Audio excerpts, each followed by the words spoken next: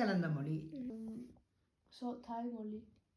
தாய்ப்பாலில் கலந்த மொழி என்ன? இப்போ ஒவ்வொரு பிள்ளையும் அந்த நாட்டுக்காரர்ண்டா இந்த மொழிக்காரரோ அவன் அம்மா எந்த மொழியிலேருந்து வந்தவோ அப்போ அவள் பால் தரையக்கையும் அந்த ஃபீலிங் தான் உங்களுக்கு வரும்.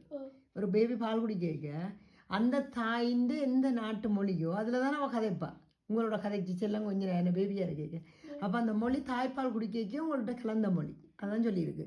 தாய்ப்பாலில் கலந்த மொழி தரணியிலே சிறந்த மொழி. தரணி என்ன தெரியுமே? பூமி. ஹைலைட் பண்ணுங்க. நான் தரணியை ஹைலைட் பண்ணிட்டு எழுதுங்க.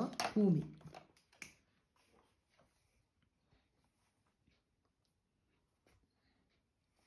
இங்கே வைப்பேன்.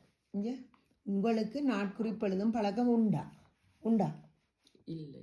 ஓகே. அப்போ என்ன செய்யணும்? முதல் வேர்ட் இல்லை எழுதித்தான் எனக்கு நாட்குறிப்பு எழுதும் பழக்கம் இல்லை. இதான் முழுமையான விட எழுதுறேன்னா இப்படி தான் எழுதணும். இவ்வளவும் சரி. ஆனால் என்ன செய்யணும்? இங்கே எழுதணும். ஆனால் நோமலாக நான் அழித்து தான் எழுத விடுவேன். ஆனால் பாவமாக இருக்கின்றபடியே இந்த நம்பரை அழிச்சுன்னு சொல்லிட்டு இது ஃபஸ்ட் டைம் இனி விட மாட்டேன். இன்னைக்கு மட்டும் விட்டுருக்கேன். சரியா? ஓகே. இதை மாற்றுங்க. ஏன்னா பிறகு நீங்கள் வாசிங்க. அதை வாசிட்டீங்க. தரணிக்கு எழுதுங்க பூமி என்று. இனி கீழே செய்பருவ மழலையிலே சிதைத்தாலும் பொருத்த மொழி. ஏண்டா குழந்தை பருவத்தில் பேபிஷ்பிராக மழலைண்டா பேபிஷ்பிராக அதில் அந்த பிள்ளை வடிவாத கதைக்காதானே சிதைச்சு பிச்சு பிச்சு தானே கதைக்கிற மாதிரி கதைப்பினோம். ஆனால் அந்த பருவத்தில் சிதைத்தாலும் சிதைக்கிறேன்னு என்ன தெரியுமா? ஒழுங்கில்லாமல் பண்ணுறது. இப்போ புத்தகத்தை பிக்கிற மாதிரி அந்த மொழியை சிதைக்கிறதானே ஒழுங்கில்லை.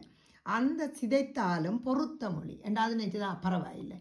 என்ன சின்ன பிள்ளை தானே அதை பொறுக்கிறதுன்றது தானே. நீங்கள் குழப்படி செய்தாலும் அம்மா பொறுக்கிற மாதிரி அந்த மொழி எங்களை பொறுக்குது. பேபி அப்படி கதைச்சாலும் எக்கால் என்று பொறுக்குது. ரைட்டா? அதை தான் சொல்லியிருக்குது. காய் என்றும் கனி என்றும் இலக்கணத்தை பகுத்த மொழி.